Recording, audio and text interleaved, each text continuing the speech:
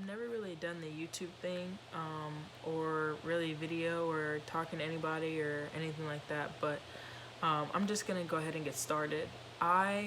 Growing up, I had huge self-esteem issues. Anybody that knows me knows that I was always, really dark, or I was always one of the boys and I wasn't girly enough, or I had short hair, or I had a big head, or whatever the case may be.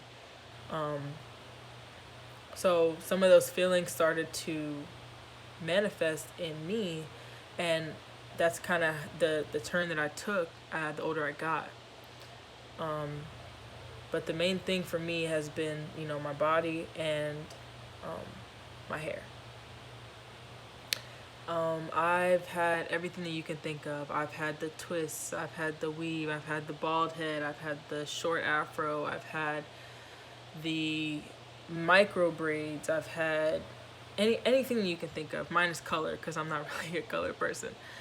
But I've done so much to my hair, and obviously for a lot of us growing up, perms and straightening and hot combs were a huge thing.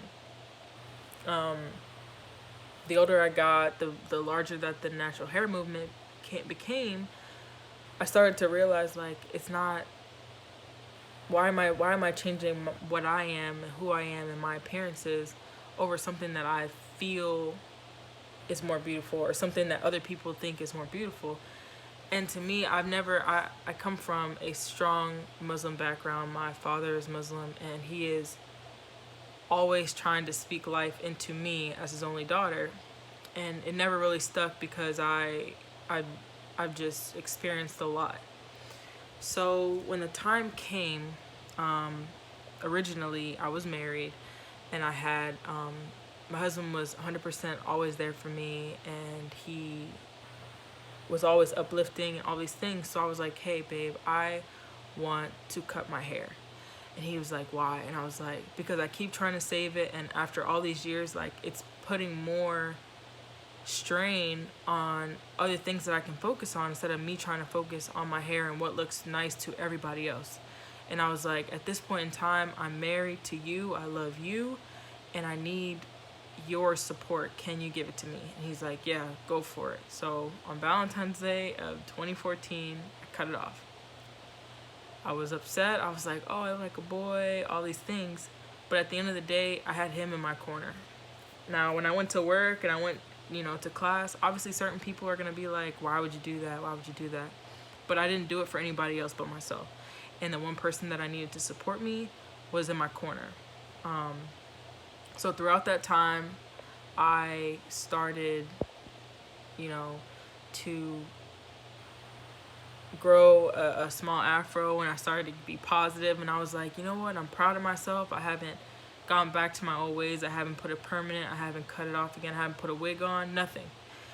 And even throughout, my divorce and, the struggle that I had, I stayed true to me taking care of me, not caring what other people think, not caring about anything but me.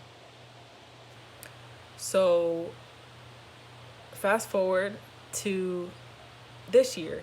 So for 5 years, I had an afro, and this year I was just like, I'm coming back to what I know best, and I'm taking care of me. I don't care what anyone thinks. I didn't even have an opinion. I didn't even have a thought as to what people would think about my hair or my appearance or nothing. So January 3rd, I decided to lock my hair. Now, I did all the research and the do's and the don'ts and the lock extensions and all these things, but I was just like, why? I don't want to go back into that hole to where I'm trying to please other people. So I locked it, and my locks were skinny, my locks were short. I had a couple of my friends that are from Jamaica call them struggle locks, but all I did was laugh, because nothing that anyone can say bothers me.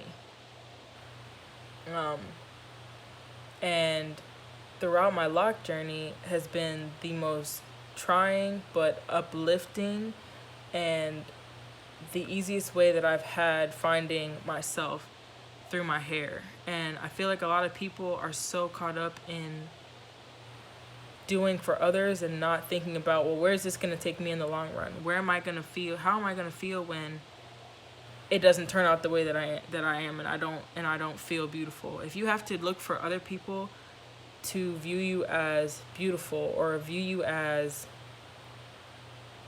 worthy or anything like that, then you're doing it for the wrong reasons. No matter what it is, whether it's, you know, your outfit, or, you know, you have a little bit of stomach fat, or your hair, or something so small. If you know who you are and you're comfortable in who you are, then it doesn't matter. Nothing else matters. So I just wanted to make this video because I'm 5 months into my lock journey, and I can say that I'm proud of myself. You know, my locks are gorgeous. You know, they're not fully locked, of course, because I'm only 5 months in.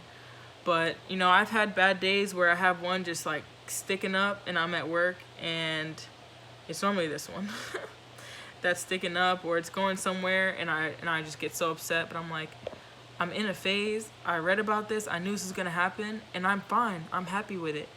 And I run into people and they say, hey, you know, why does your hair look like that? Or, oh, that's not very attractive. And I'm like, beauty is in my eyes. It is not in your eyes. It is not in another man's eyes or another woman's eyes.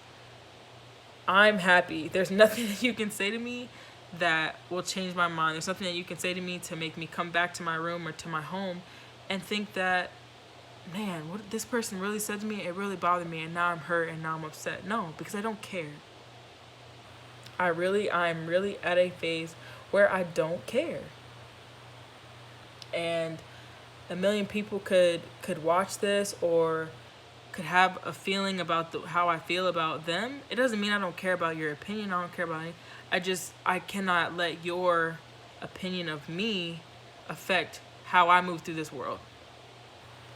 So with that being said, I have a lot of friends who are going through the same problems, going through the same struggles that I went through, and that I still go through every day.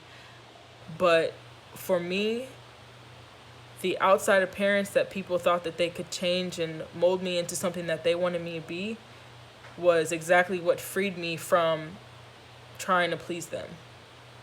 And I want people to know, and I want women especially black women, because we don't get the recognition that we deserve. We don't get, you know, the accolades. We don't get the respect. We don't.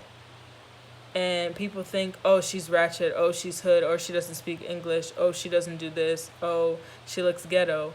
But no, we are beautiful, we are resilient, we are powerful, we are strong, and we have to realize that. And a lot of it starts with how people perceive us and their perceptions their perceptions changing how we feel about ourselves. And for my sisters, black, white, Mexican, Asian, I love all of y'all, and I want you guys to look to yourself for beauty. Don't look to TV, don't look to music, don't look to men, because a man is gonna do what a man is gonna do. He doesn't care about what people think about him, so why should we? Somebody who wants to love you is gonna love you for who you are. It doesn't matter. And if they don't, they can get it, they can step. You know what I mean? Like, nothing can be in your way. Nobody can be in your way unless you allow them to be in your way. Okay?